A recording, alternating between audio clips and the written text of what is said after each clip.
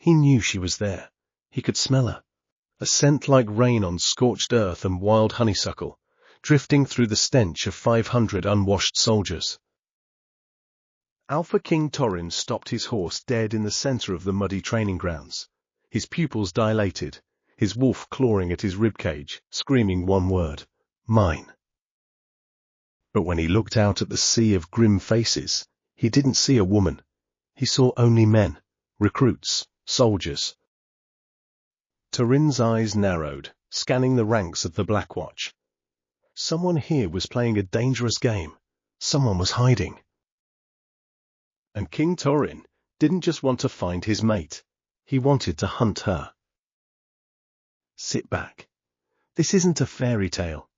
This is the story of a girl named Raven, who cut off her hair, bound her chest, and walked straight into the lion's den, only to realize the lion was already sniffing at her door.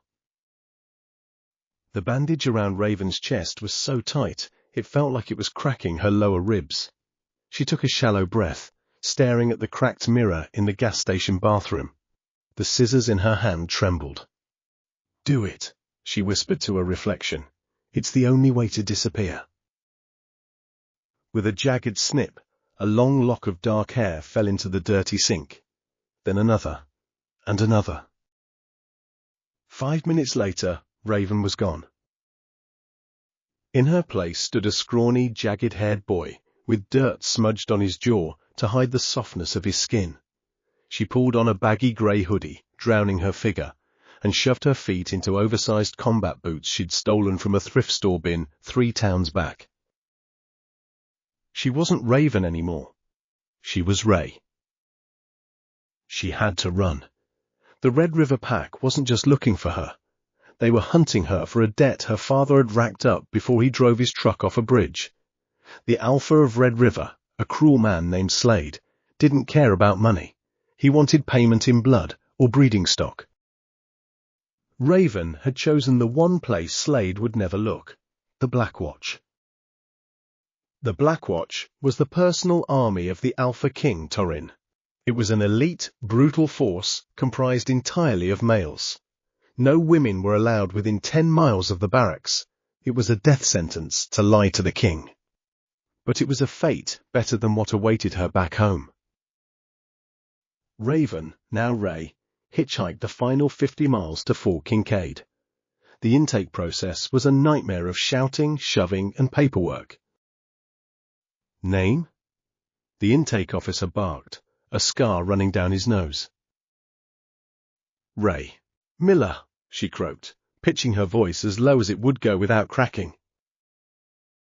The officer looked her up and down. "You look like a stiff breeze would knock you over, Miller.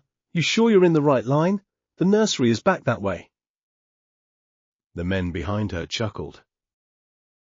Raven gritted her teeth and stared him in the eye. "I'm fast, and I don't quit." "We'll see about that." He stamped her paper. Barracks 4. Get moving. The first week was a blur of physical agony. The training was designed to break wolves, not build them. They ran 20 miles before breakfast with 50-pound rucksacks. They sparred until the mud was slick with blood. Raven survived on pure adrenaline and fear. She showered at 3 a.m., shivering in the cold water, terrified that someone would walk in.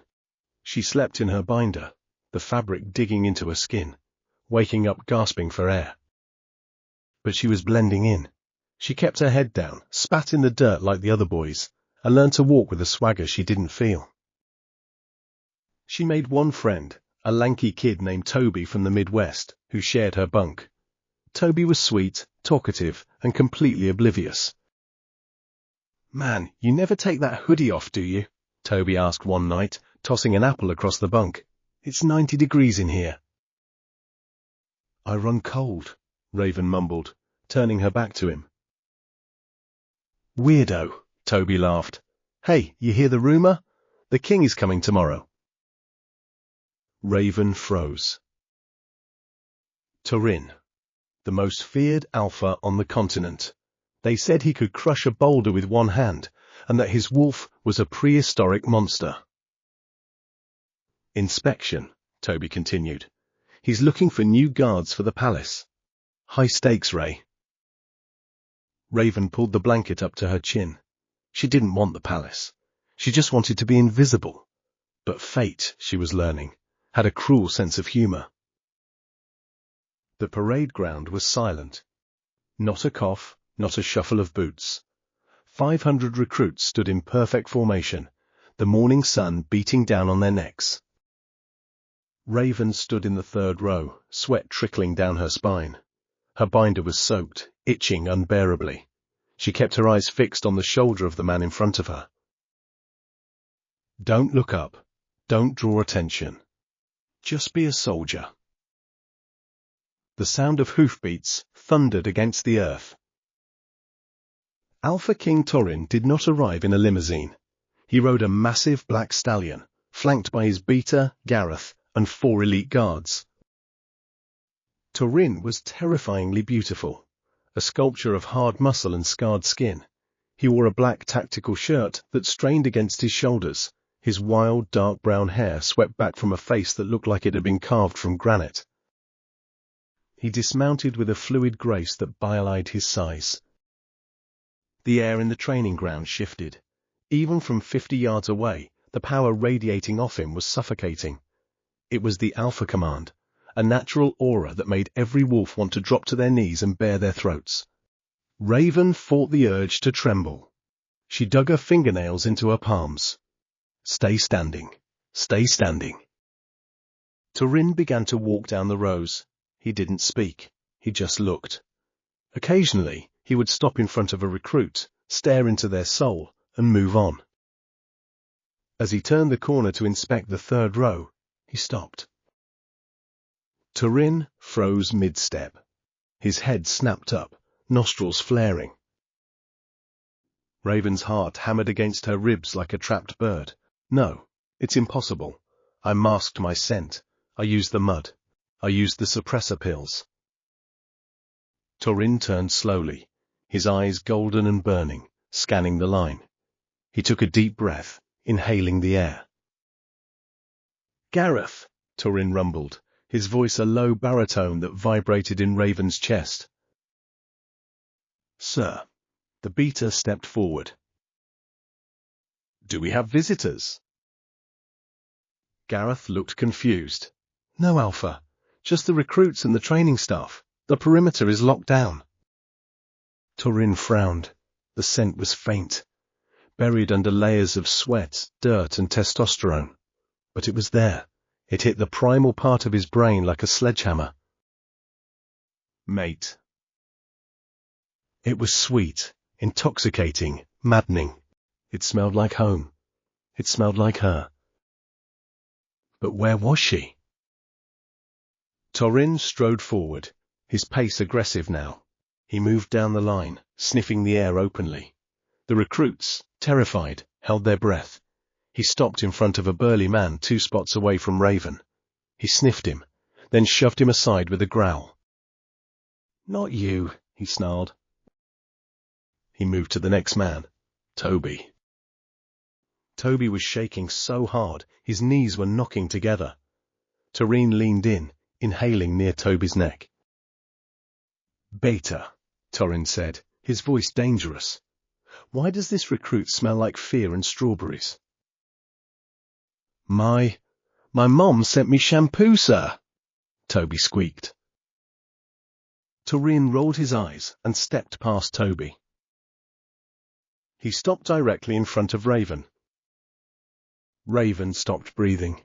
She stared strictly at the button on Torin's chest. She was smaller than him, much smaller. The top of her head barely reached his chin. The scent was overwhelming here. It was radiating from this boy. Torin leaned down. Raven could feel the heat of his body. He was so close his breath ghosted over her ear. He inhaled deeply, his nose brushing against the grime on her neck. Raven squeezed her eyes shut. This is it. I'm dead. Torin pulled back, his brow furrowed in utter confusion. His wolf was howling, pacing in his mind, screaming, That one! That one! but his human eyes saw a scrawny boy with a dirt-smudged face, a baggy uniform, and the posture of a cornered rat. "What is your name, recruit?" Torin asked. The softness of his tone was more terrifying than his shouting. Raven forced her voice down, rasping it out. "Ray, sir. Ray Miller." Torin stared at her. He looked at her throat. No, Adam's apple. Hard to tell with the high collar. He looked at her hands. Rough, dirty, but small. Ray. Torin tested the name. It tasted like a lie on his tongue. He reached out, his large hand gripping Raven's chin, forcing her to look up at him. His fingers were calloused and hot. Raven opened her eyes, meeting his gaze. For a second, the world stopped. The gold in his eyes swirled. Then Torin dropped her chin abruptly. He stepped back, wiping his hand on his pants as if burned. "You smell wrong, Miller," Torin muttered, his eyes narrowing. "Gareth." "Sir?" "This platoon. Move them to the east wing, near my quarters." Gareth's jaw dropped. "Sir?" "The east wing is for the elite guard. These are raw recruits. They're garbage." "Do I pay you to question me, Gareth?" Torin growled, his eyes never leaving Raven's face. "I want them close. I want to keep an eye on their progress." "Yes, Alpha." Torin turned and walked away, mounting his horse. But as he rode off, he turned in the saddle, looking back one last time at the small figure in the third row. He didn't know what game was being played, but he was going to win. He would tear this Ray Miller apart, piece by piece, until he found the source of that intoxicating scent. The hunt was on. Moving to the east wing was supposed to be an honor. For Raven, it was a tightening noose. The east wing of the palace wasn't like the muddy pits of the outer barracks. The floors were polished stone. The air smelled of cedar and beeswax, and the security was tighter than a bank vault. The recruits were given a bunk room that bordered the Alpha's personal gymnasium. "Can you believe this?" Toby whispered, bouncing on his mattress. "I heard the King's shower has gold fixtures. Gold, Ray! We made it!" Raven sat on her bunk, clutching her rucksack to her chest. She felt sick. From her window she could see the balcony of the Alpha's quarters. The lights were on. A silhouette paced back and forth, large and predatory. Torin was watching them. For the next 3 days, the training shifted from brutal to sadistic. It became clear that King Torin wasn't interested in training the platoon. He was testing her.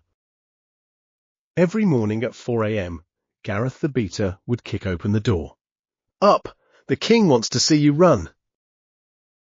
And run they did. But while the other recruits were allowed to run in a pack, Torin singled Raven out. "Miller!" Torin's voice would crack like a whip across the training field.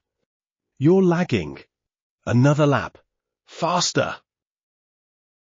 Raven ran until her lungs burned and black spots danced in her vision.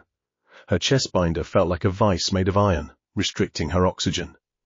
Every time she passed the podium where Torin stood, she could feel his eyes boring into her. He wasn't watching her form. He was tracking her scent. He was waiting for her to sweat enough to reveal the truth. On the 4th day, the heat was sweltering. The platoon was doing drills in the sandpit. Raven was exhausted. She hadn't slept more than 2 hours a night, too terrified that she would talk in her sleep or that her binder would slip. "Water break," Gareth yelled. The men scrambled for the cooler. Raven hung back, panting, trying to catch her breath without expanding her chest too visibly. She reached for her canteen, but a heavy boot stomped on it. She looked up. It was Briggs, a massive recruit with a shaved head and a cruel mouth.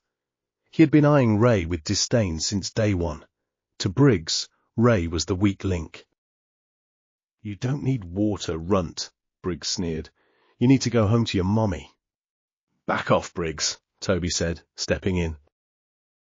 Stay out of it, farm boy, Briggs growled. He shoved Toby hard, sending him sprawling into the dirt. Raven saw red. She didn't think. She reacted. She lunged at Briggs. It was a mistake. Briggs was twice her weight. He laughed, catching her by the collar of her hoodie and lifting her off her feet. Put him down. The command was spoken softly, but it froze the entire training ground. Alpha King Torin descended the stone steps from the east wing, his sleeves rolled up, revealing forearms corded with muscle. He walked slowly toward the sandpit. The air grew heavy with the scent of ozone and impending violence. Briggs dropped Raven immediately. She hit the sand hard, coughing. Torin ignored Briggs. He walked straight to Raven. He towered over her, his shadow engulfing her small frame. Get up, Torin ordered. Raven scrambled to her feet, dusting off her oversized pants. She kept her head down. Look at me, he commanded. She forced her chin up. Torin was close again. Too close. His eyes were searching hers, desperate and confused. He took a step forward, invading her personal space. He leaned in, sniffing the air around her neck. The recruits watched in stunned silence. Why was the king so obsessed with the runt? You smell like lavender, Torin whispered, his voice rough. Underneath the dirt, underneath the fear. Raven's heart stopped. She had run out of the scent blocker pills that morning. I used Toby's soap, sir, she lied, her voice cracking. Torin's eyes narrowed. He reached out, his hand hovering over her chest. He was going to touch her. He was going to feel the bandages. Sir, Gareth shouted, running over. Urgent message from the Border Patrol. It's regarding the Red River Pack. Torin's hand froze inches from Raven's heart. At the mention of Red River, his face hardened into a mask of rage. He pulled his hand back, the moment broken. Dismissed, Torin snarled at the recruits, turning his back on Raven. Everyone to the showers, now. Raven exhaled, her knees trembling. She had survived. But for how much longer? The mention of the Red River Pack sent a chill through Raven that had nothing to do with the cold water in the communal showers. She waited until 2 a.m. to bathe, as usual. The barracks were silent, filled with the snoring of 40 exhausted men. She crept down the hallway, towel in hand, her heart racing. The shower room in the east wing was cavernous, tiled in black marble. She locked the main door, a violation of protocol, but she didn't care. She stripped off the heavy hoodie, the oversized shirt, and finally, the ace bandage that compressed her chest. She gasped as her lungs expanded for the first time in 16 hours. Her skin was raw and bruised where the fabric had dug in. She stepped under the spray, letting the hot water wash away the dirt and the fear. For a moment, she wasn't Ray. She was Raven. She closed her eyes, letting a tear mix with the water. Click. The sound of the lock turning echoed like a gunshot in the tiled room. Raven froze. She had locked it. She was sure of it. But the alpha key unlocked every door in the palace. Who's in here? Torin's voice. Raven panicked. She killed the water instantly and scrambled into the furthest stall, clutching her towel to her chest. She didn't have time to put the bandage back on. She was naked, vulnerable, and cornered. She heard his heavy footsteps echoing on the wet tile. Step, step, step. I know someone is in here, Torin said, his voice echoing. I can smell the steam. I can smell her. He stopped in the middle of the room. He inhaled deeply. Without the grime of the training field, without the other men, Raven's scent was unmistakable. It was filling the room. Vanilla, rain, and female. Torin's heart pounded. He knew it. He wasn't crazy. There was a woman here. "Show yourself," he commanded, his voice vibrating with alpha power. "I won't hurt you. But if you hide from me, I will tear this room apart." Raven pressed her hand over her mouth, tears streaming down her face. She couldn't come out. If he saw her, he would know she was a spy. He would know she was from Red River. He would kill her before he realized she was his mate. Or worse, he would realize she was his mate and reject her for her deception. Torin walked toward the row of stalls. He grabbed the handle of the first one. Bang. Empty. He moved to the second. Bang. Empty. He moved to the third. Raven squeezed her eyes shut. Please, please, God. Suddenly, the fire alarm blared. The shrieking noise was deafening. The sprinklers overhead hissed to life, drenching the room in cold water. "Alpha, fire in the kitchen!" Gareth's voice roared from the hallway. Torin swore loudly. He punched the wall, cracking a tile. He looked at the last few stalls, frustration radiating off him in waves. "This isn't over," he growled to the empty room. He turned and sprinted out of the shower room. Raven collapsed against the stall door, sliding down to the wet floor. She shook uncontrollably. It was a false alarm. Toby had likely burned toast or something, but it had saved her life. She dressed with shaking hands, winding the bandage so tight she could barely breathe. She shoved her wet hair under a beanie and ran back to her bunk, diving under the covers just as the all-clear sounded. But she knew something had changed. Torin knew she was real. He just didn't know who she was. He was hunting a ghost, and the ghost was sleeping under his roof. The next morning, the atmosphere in the training yard was lethal. Torin paced the front of the line like a caged tiger. He looked exhausted, his eyes wild. He hadn't slept. "Combatives," Torin barked. "Full contact. No pads." The recruits exchanged nervous glances. "I want to see blood," Torin said, his gaze sweeping over them.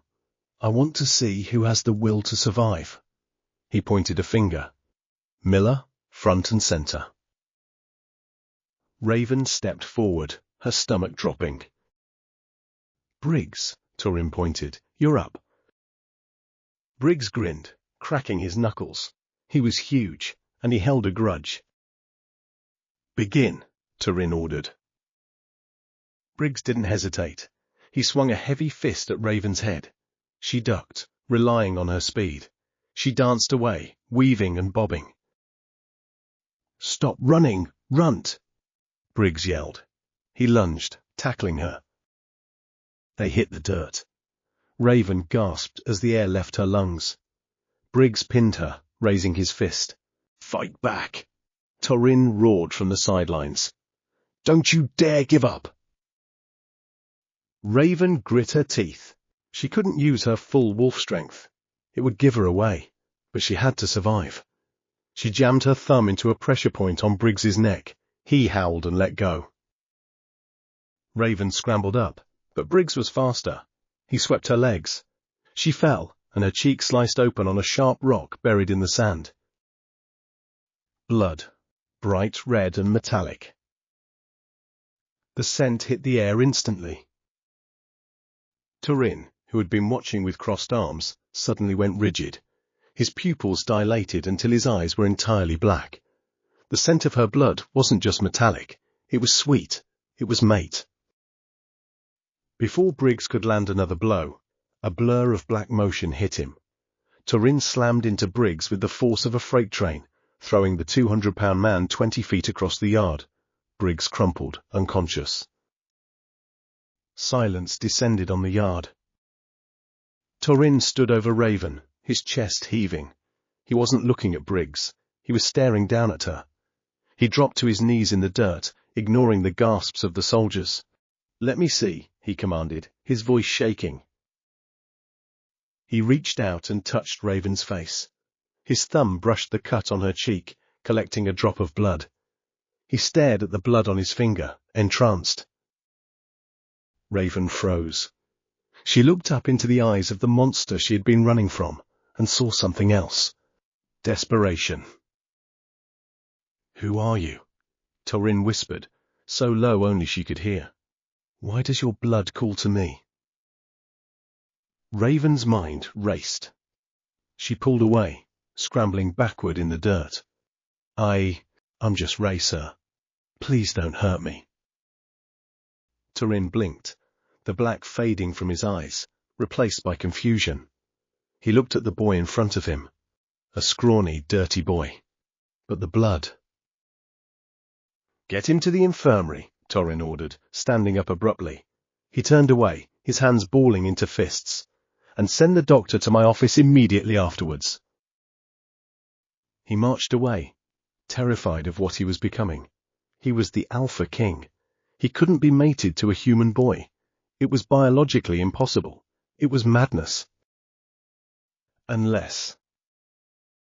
Torin stopped at the door to the palace. He looked back at the infirmary where they were taking Ray.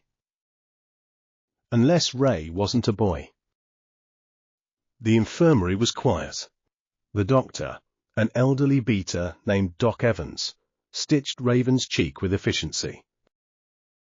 "You're lucky, kid," Evans muttered.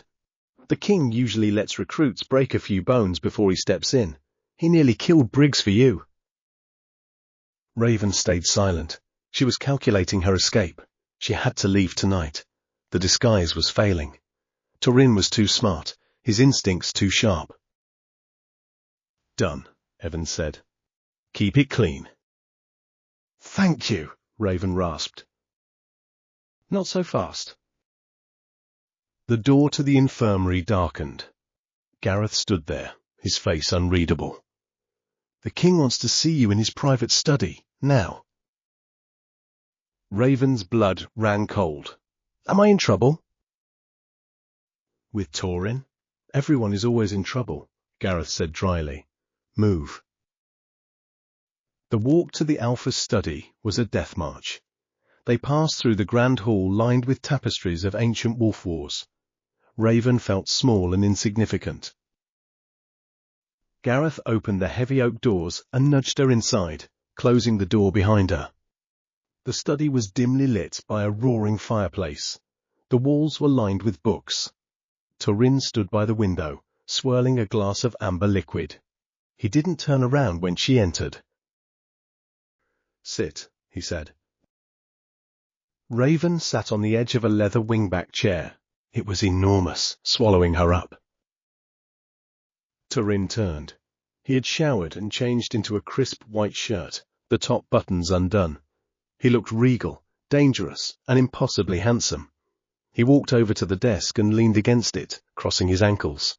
He was 5 feet away. "Tell me about your father, Ray," Torin said calmly. Raven blinked. "My father?" "Yes." "Miller, from the Western Territories." "Yes, sir. He was a mechanic." "A mechanic," Torin repeated. He took a sip of his drink. "Strange. I checked the census records for the Western Territories.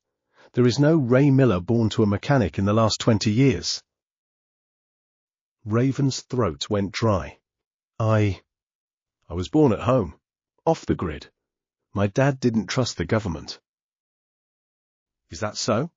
Torin put the glass down. He pushed off the desk and began to circle her chair like a shark. "You move with the grace of a dancer, not a mechanic's son," Torin murmured, walking behind her. "You have no facial hair. Your voice is forced." He stopped directly behind her chair. Raven stared at the fire, terrified to move. And Torin leaned down, his mouth right next to her ear. "You smell like the woman I have been dreaming of for 10 years. Raven gripped the armrests so hard, her knuckles turned white. "Are you a sorcerer, Ray?" Torin whispered. "Are you using magic to confuse my wolf?" No, sir, she whispered. Then what are you? Torin's hands came down on the armrests, trapping her. He spun the chair around so she was facing him. He loomed over her, his face inches from hers. Take off the hoodie, he ordered. Raven shook her head. I can't. I have a skin condition. Rash. It's contagious. I don't care, Torin said. His hand moved toward the zipper of her grey hoodie. Raven grabbed his wrist.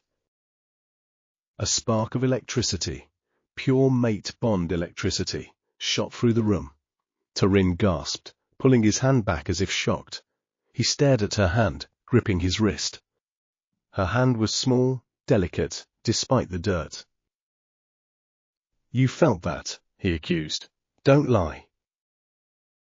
Static, Raven lied, her heart hammering against her ribs. Just static, sir.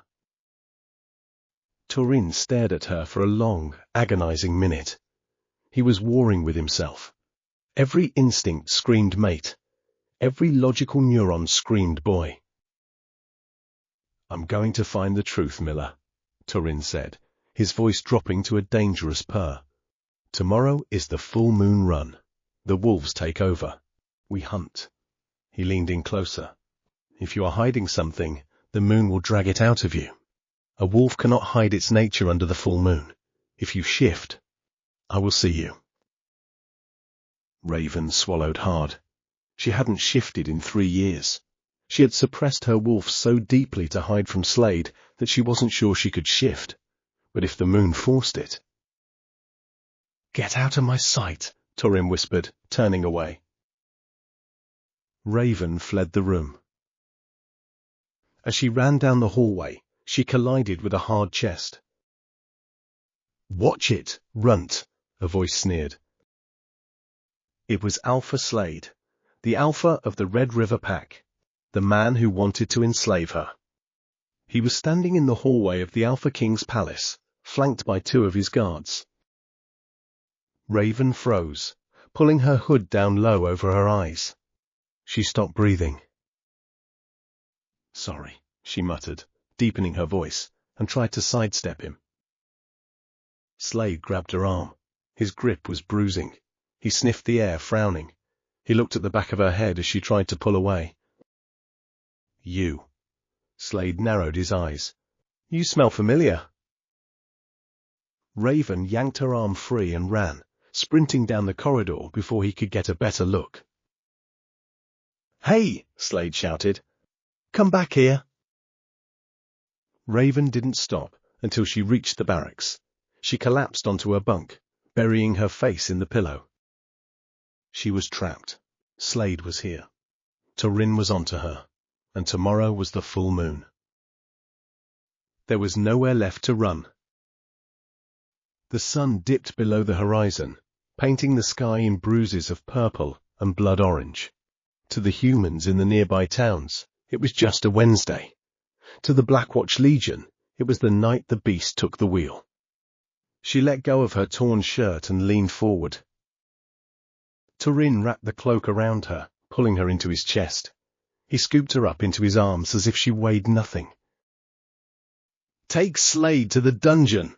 Torin barked over his shoulder at Gareth, his voice turning to ice. Keep him alive. I want him to watch. Watch what, sir? Gareth asked, bewildered. Torin looked down at the woman in his arms, burying his nose in her hair. Watch me claim my queen. The secret was out. It didn't just whisper through the Blackwatch Legion.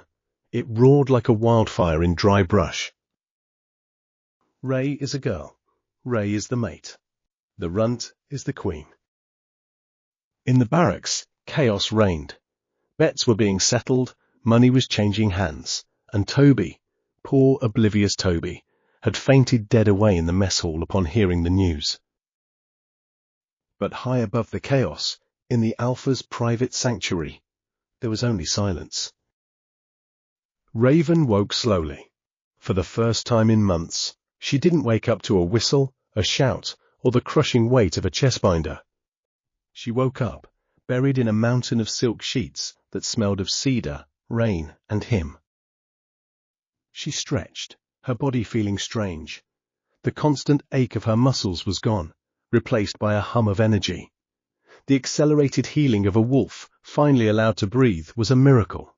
She touched her cheek. The skin was smooth. The gash from the quarry was gone, leaving only a faint silvery line, a warrior's mark. She sat up, the heavy duvet falling to her waist. The room was massive, bathed in the golden light of a late morning. On the bedside table sat a silver tray with a breakfast fit for royalty: steak, eggs, freshly cut fruit, and strong coffee. Leaning against a crystal vase holding a single blood-red rose was a note. The handwriting was jagged and bold, written with a heavy hand. I have meetings to attend. Damage control for the disruption I caused last night. Eat. Rest. Do not fear the silence. You are safe here. When you are ready, come to the throne room. I have left something for you. Today, we stop hiding. Tea. Raven looked at the foot of the bed. Hanging on a dress form was not a uniform. It wasn't the grey rags of Ray Miller. It was a dress, but to call it that felt like an insult. It was a weapon made of black silk. It featured a high collar that mimicked the military tunics, a bodice reinforced with soft leather that acted like a corset, and a skirt that flowed like water but was slit high up the thigh for movement. It was elegant, deadly, and undeniably female. Raven stood before the full-length mirror. She traced the curve of her waist, the softness of her jaw. She had spent so long trying to kill this part of herself to survive. Now Torin was asking her to weaponize it. She dressed, the silk cool against her skin. She pulled on her combat boots. She refused to wear heels, not today, not ever in this place, and braided her short hair back from her face. She looked at her reflection. The boy with the dead eyes was gone. In his place stood a woman who had survived hell and walked out holding the devil's leash. Time to go to work, she whispered. The walk to the throne room was surreal. As Raven stepped out of the Alpha's quarters, the two elite guards stationed at the door didn't bark orders. They snapped their heels together, the sound echoing like a gunshot, and bowed low. "My lady," they intoned in unison. Raven nodded, her heart hammering, and began the long walk. Every hallway she passed was lined with soldiers. As she walked by, conversation died. They stared. Some looked confused, searching for the boy they knew. Others looked awestruck. "It's really him," she heard a whisper. "It's Ray." "That's not Ray, you idiot," another hissed. "That's the Queen." She reached the massive double doors of the throne room. Gareth was waiting for her. The beater looked tired, a bruise forming on his jaw from the brawl in the quarry, but his eyes were bright. He looked her up and down and let out a low whistle. "Well, Miller, you clean up nice." "Thanks, Gareth," Raven smiled, though her hands were trembling slightly. "Is it bad in there?" "It's tense," Gareth admitted, placing a hand on the door handle. "He's been pacing for an hour. He's terrified you're going to bolt." "I'm done running." "Good," Gareth grinned. "Then let's give them a show." He pushed the heavy oak doors open. The sound of 500 boots, snapping to attention, thundered through the hall. The throne room was packed. The entire Blackwatch Legion lined the walls, a sea of black uniforms. At the far end, on a dais of raised black marble, sat the obsidian throne, and on it sat Alpha King Torin. He was wearing his formal military regalia, black on black, with gold braiding at the shoulders. A simple, heavy gold crown rested on his dark, wild hair. He looked terrifying. He looked like a god of war. But the moment the doors opened, the god of war flinched. Torin stood up abruptly, his knuckles white where he gripped the armrests, his golden eyes locked onto Raven across the expanse of the room. The air crackled with the sheer force of his relief. Raven stepped onto the red carpet. She walked alone. Chin up, shoulders back, the walk of a soldier, the walk of a queen. The silence was absolute. You could hear a pin drop. She could feel the eyes of the men she had trained with. Briggs, Toby, the drill instructors. They were watching her with a new kind of respect. She hadn't just joined the pack. She had beaten them at their own game. Raven stopped at the foot of the stairs, leading to the throne. Torin didn't wait for her to bow. He descended the stairs, moving with a predatory grace, until he stood on the same level as her. He towered over her, his scent of rain and power enveloping her instantly. He reached out, his large calloused hands trembling slightly as he took hers. "Raven," he said, his voice deep and amplified by the acoustics of the room. "You came." "You invited me," she replied, her voice steady. Torin's eyes searched her face, looking for fear. Finding none, he softened. He turned to face his army, keeping her hand firmly in his. "I owe this soldier an apology," Torin announced, his voice ringing out. "I hunted her. I broke her down. I tried to crush her spirit to find the truth." He looked down at her. "I was blind. I was looking for a spy, and I nearly destroyed my own soul." He squeezed her hand. "For that, I am eternally sorry." A gasp went through the room. An alpha king never apologized. It was a sign of weakness. But looking at Torin now, staring at his mate with raw devotion, he had never looked stronger. "However," Torin's voice hardened, shifting from lover to judge, "there is one loose end to tie." He gestured to the side shadows. "Bring him." The side doors burst open. 2 massive guards dragged a figure into the light. It was Slade. The Alpha of Red River looked nothing like the arrogant monster who had cornered her in the quarry. He was battered, his arm in a sling, his expensive suit torn and muddy. He had been stripped of his dignity. The guards threw him to his knees in front of Raven and Torin. Slade spat blood onto the marble floor. He looked up, his eyes filled with venom. "This is a farce," Slade snarled, his voice raspy. "She is mine by contract. Her father signed the papers. A debt is a debt, Hayes. Even a king must respect the law of commerce." Raven felt a flicker of the old fear, but Torin's thumb brushed over her knuckles, grounding her. Torin looked at Slade with the bored expression of a man watching a fly buzz against a window. "Commerce?" Torin repeated dryly. "Let's talk about commerce, Slade." Torin snapped his fingers. Gareth stepped forward, handing the king a scroll. "I took the liberty of having my auditors seize the Red River ledgers this morning," Torin said, unrolling the scroll. "Fascinating reading, truly." He began to read.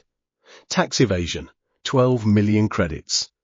Illegal trafficking of unmated females across state lines, 20 counts. Embezzlement of crown funds meant for border protection." Torin lowered the scroll.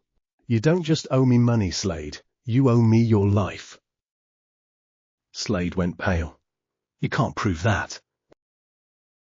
"I don't have to prove it," Torin said, his voice dropping to a terrifying growl.